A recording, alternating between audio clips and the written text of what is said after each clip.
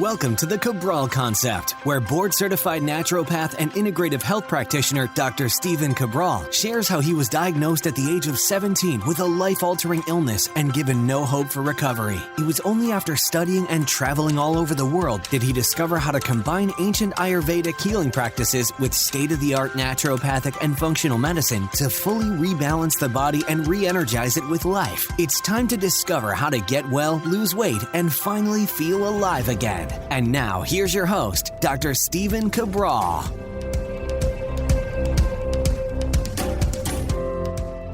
Hi, everyone, and welcome back to episode 1712 of the Cabral Concept, where I can't wait to share with you my top 10 strategies for increasing deep sleep and REM sleep and why that is so important. So hopefully you tuned in last week to episode 1706, where I told you I'd be bringing you a part 2. So part 1, I went over why REM sleep is so important, why deep sleep is so important, and how the body moves through those specific stages at night, and also how you're able to track that. So just remember, if you're not getting your 90 minutes or more of deep sleep and your 2 hours or more of REM sleep, you're going to wake up most likely feeling more groggy. You're going to need even more hours of sleep, where those people that get their 90 plus and their 2 hours plus, even though that's only 3.5 hours or so a night, and again, you need much more than that. I'm not saying only 3.5. You're going to be able to get 7.5 hours, right around there, 7.5 to 8,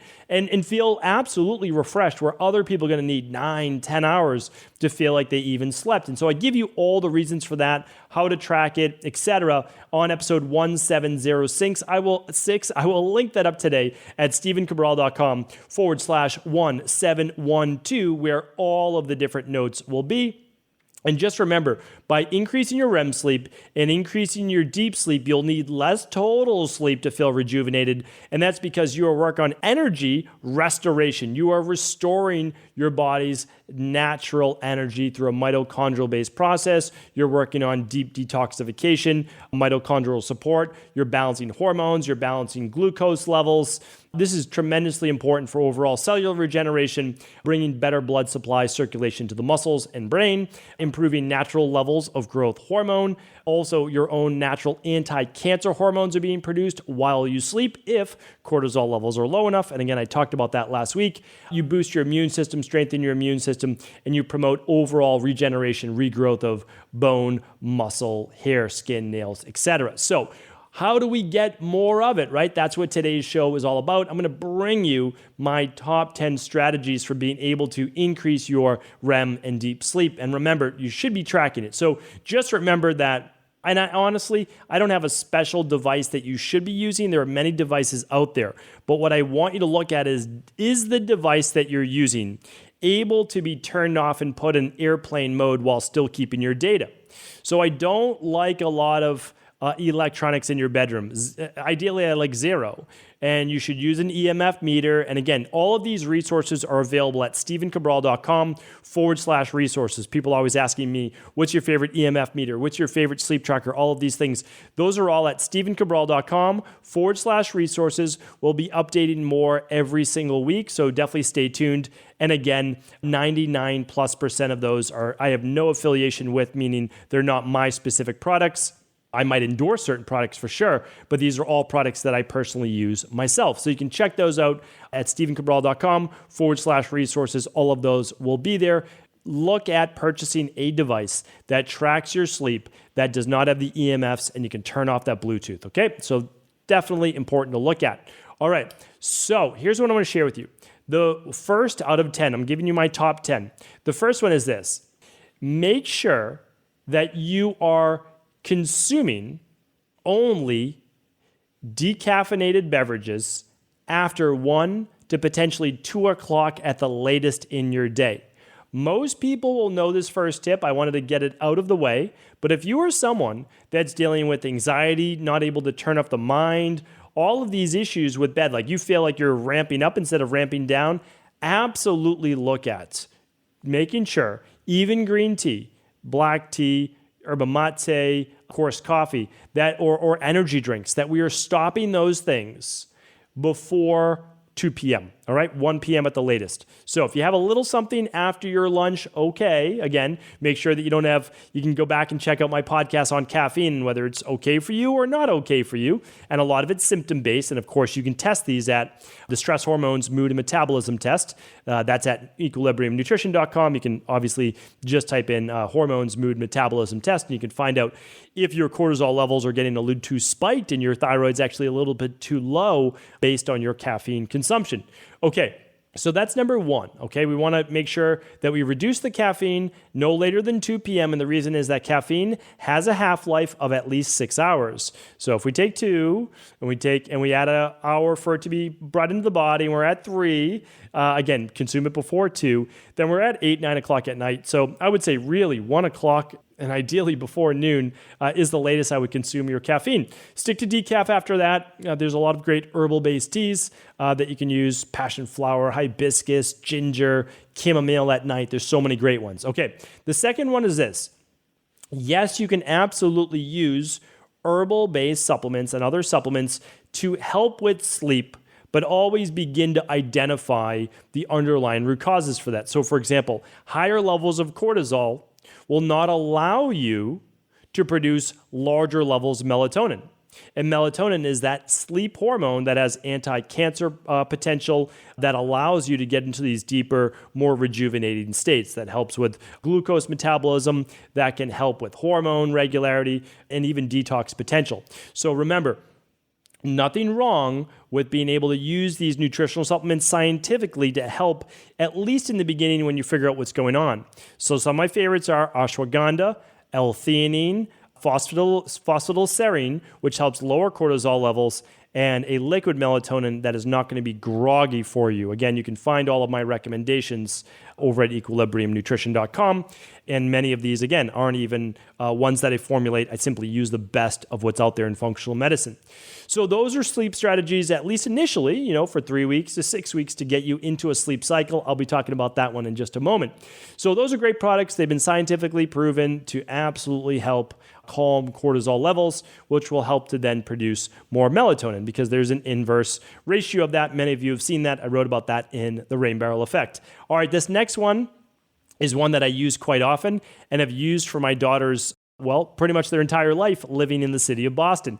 So it's called pink noise. Many people have heard of white noise before. Well, there's a different name for pink noise. So white noise is basically that drone, humming-based sound. We have that outside of our offices whenever we're working with private wellness clients. You want to make sure that there's a level of privacy. So you can put on these, the Dome and other ones that are really nice for white noise. It drowns out any of the outside noise, and it doesn't allow you to hear conversations between offices. Well, something called pink noise, and I had never heard of it called that before, but I used to just call it nature sounds. Well, nature sounds is what they're calling pink noise instead of just white noise. So pink noise would be a stream or waves or the rain or any of the nature-based sounds, which enables the mind to just kind of shut off and kind of drift over into more of that parasympathetic nervous system, which is really what we're talking about, right? If you're talking about caffeine, if you're talking about phosphatidylserine, ashwagandha, if you're talking about pink noise, you're really talking about how do I get my body to switch out of the fight or flight,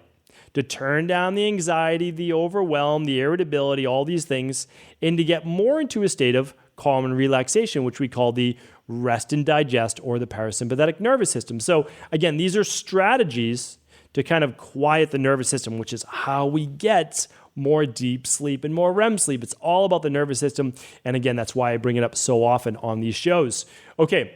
The next one is self-hypnosis. Many people have not heard about this before, but they're actually self-hypnosis-based apps and videos to allow you to, again, switch into more of that parasympathetic nervous system. So why am I giving you 10 tips today? Well, I know that at least 1 or 2 of these are going to work for you. Some you might say, well, I'm already not doing caffeine at all during the day. Okay, well, that one's not going to work for you.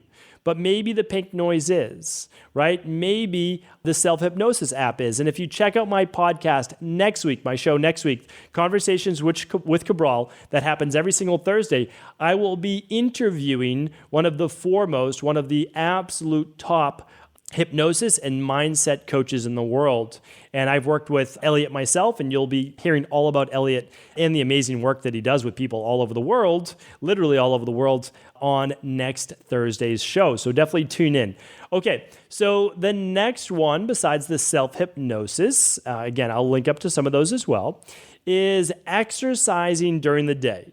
This can't be overstated enough. We exercise to transform our bodies. We exercise for help to balance Th1, Th2 immunity, the overall immune system. We exercise to get more oxygen to the tissues. We exercise for our mitochondrial health. We exercise for our brains. Well, we also exercise for our sleep. Believe it or not, exercising earlier in the day, I would say 4 p.m. or earlier, is then going to allow you to later then have used up some of your energy, right?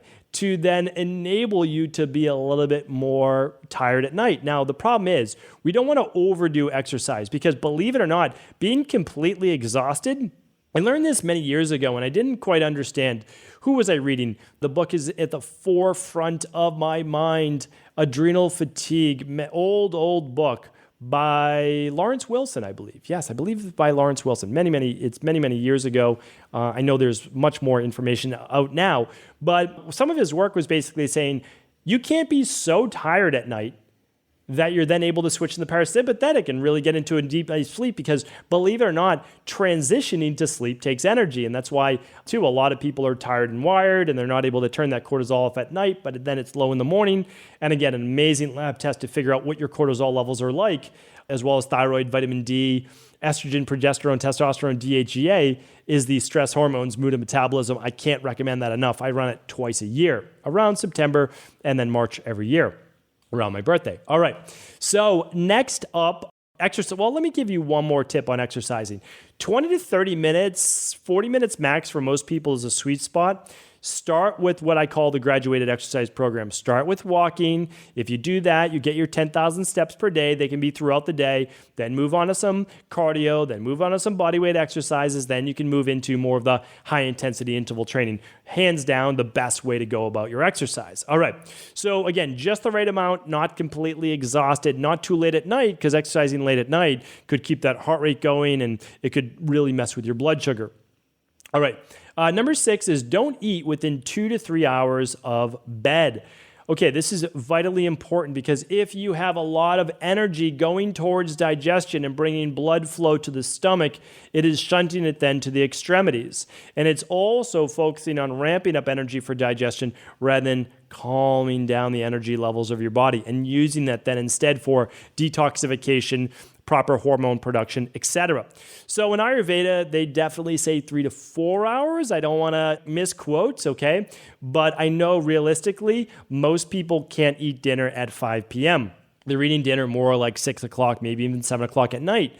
But if you're going to bed by 10, which you should be, then you really need to stop eating by 7 p.m. at the latest, okay? So I try to have my dinner by 6 p.m. It's much earlier than I used to. You're talking about somebody that used to eat their dinner 8 o'clock, 9 o'clock at night and enjoyed it. But that was not what's best for my health. It was not what was best for my sleep. So now as a family, we try to have dinner by 6 p.m. And that works out really well. So that's about 3 to 4 hours for me before I hit the hay.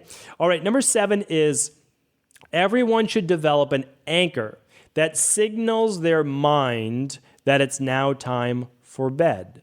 Okay, this is vitally important because you need routines. Routines are what the body understands. And the body, what I mean by that is the nervous system.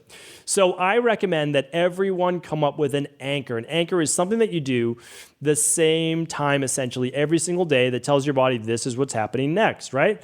So we have many different anchors. One that I say, well, let me just share with you exactly what I do.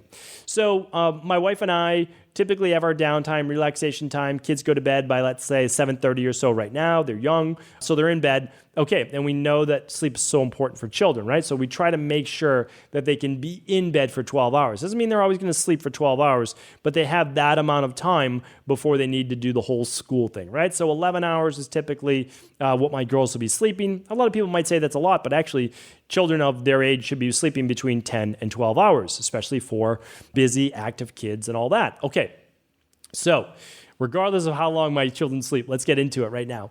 What I do is I have these specific anchors, 8 to 9 o'clock, maybe 9:15 or so. It's my wife and my time together. Then we're starting to wind down around 9:30 p.m. And we typically go to bed by 10 p.m. I ideally like to be in bed between 9:30 and 10. I never want to see 10 o'clock on my alarm clock. I want to see that it's before that, right? That's my goal.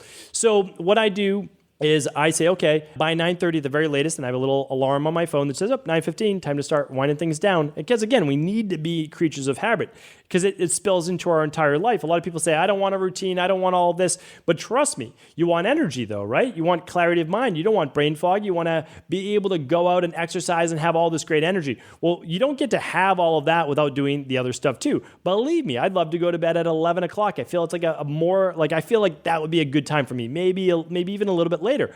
But I've been going to bed earlier now for many years for work as well as my own health, and it's dramatically different. I'm much healthier and get much deeper sleep because I'm in bed before 10 p.m. And you can check out the previous show on 1706 and my other shows on how much sleep you really need, because some people think they can get away with 5 or 6 hours, and that's absolutely not true.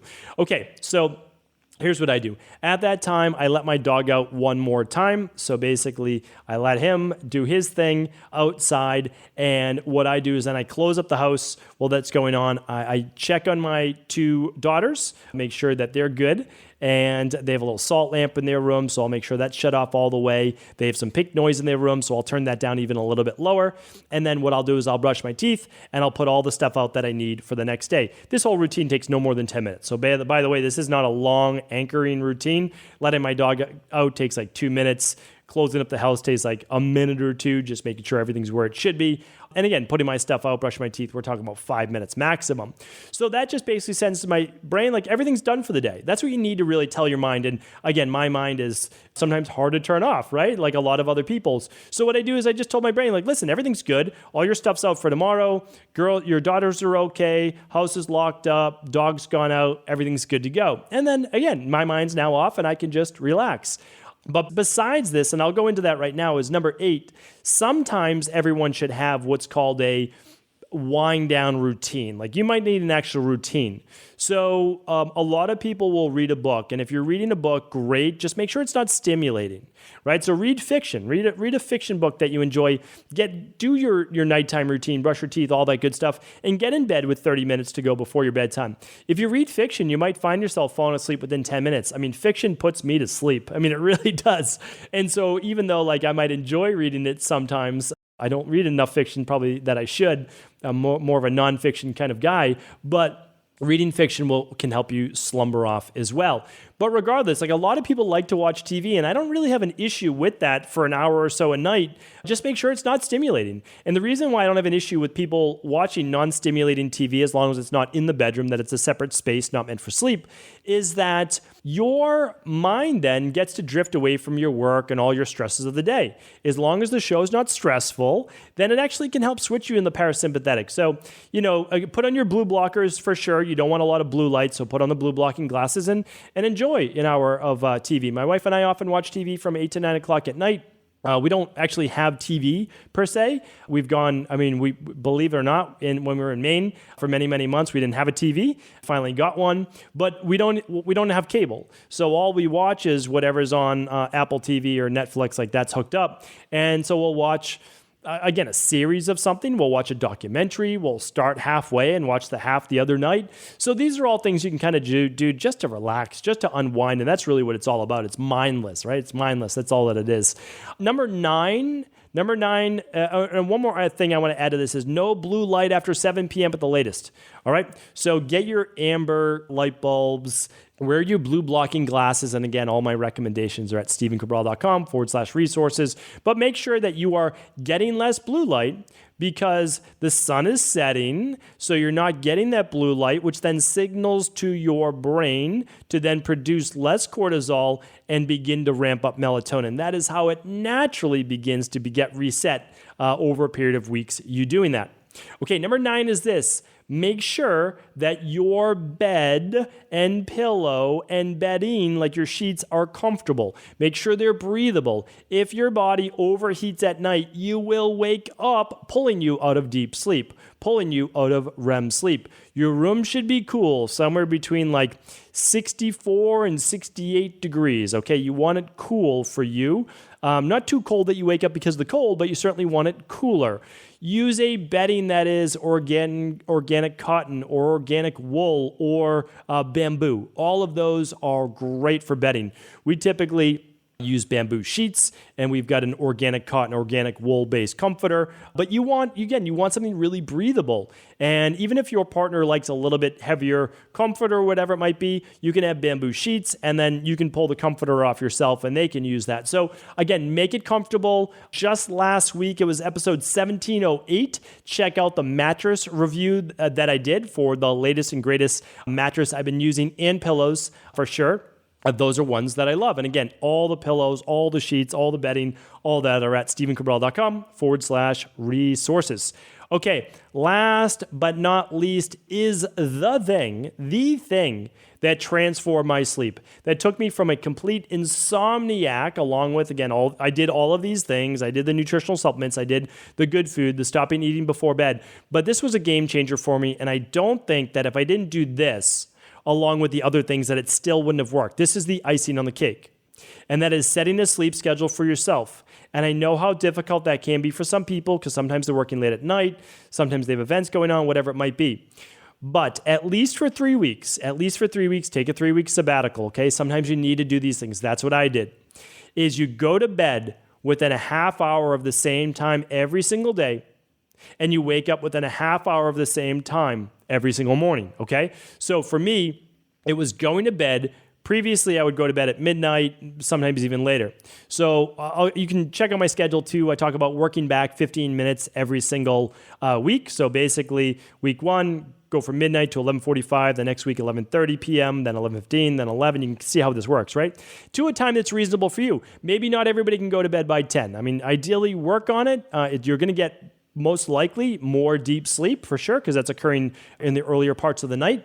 But do your best, okay? But fall asleep no matter what time you go to bed within a half hour every night. So for me, it's between 9:30 p.m. and 10:30 p.m. every single night. And then wake up within 30 minutes of the same time every morning. So I'm waking up, I'm doing it within like 30 minutes max, not like on either side. I'm waking up between 5:15 and 6 p.m., 6 a.m. And so that's it. Like by 6 a.m., I'm up. Most likely it's between 5:30 and 6 for me. I wake up with a wake light, or I wake up naturally. And doing those two things, what it does is it tells your body then by 8 o'clock at night or so, oh, well, it's nighttime. You're going to bed within a couple hours, and your body starts to ramp down and gets used to when you go to sleep. And then also, if you wake up at a certain time, your body will naturally set its own alarm clock to wake you up naturally with natural levels of cortisol production and opening the body back up from the parasympathetic to the sympathetic nervous system. So these are game changers for me. Again, I've done different shows on all these specific topics, and hopefully this was helpful. Again, these are things that will absolutely allow you to begin to rejuvenate the body at a much deeper level. More energy, more clarity of mind, better mood, better ambition, better drive in life. That's what it's all about. So again, if this show was helpful, please do feel free to share it with anybody else you believe it can serve. Stay tuned. Take care. There'll be more on this topic in the future as well. Have a great day, everyone. Are you ready to heal yourself and then go on to heal others? If so, the Integrative Health Practitioner Institute can help you discover proven functional medicine protocols that blend the best of 7 different healing disciplines from around the world. I personally share with you the exact handouts and protocols I use in my private practice that enable people to get well, lose the weight, and live longer, stronger. I want to pass this information on to the next generation of health coaches, and that is exactly why I created IHP. We are the future of the health coaching industry, and the skills and knowledge you will learn will make you an in-demand certified health coach anywhere in the world. Although we have many medical professionals taking the IHP certifications, no experience is necessary, and half our members have no previous health certifications. At the Integrative Health Practitioner Institute, our motto is a health coach in every home. Our goal is that you take this knowledge and then share it with family, friends, loved ones, your community, or in a practice where you create a career you love and can be proud of. The global IHP community is filled with some of the most kind and caring people in the world, and we can't wait to welcome you into our world soon. For more information or to set up a discovery call with one of our IHP Health Coach graduates, simply head over to integrativehealthpractitioner.org.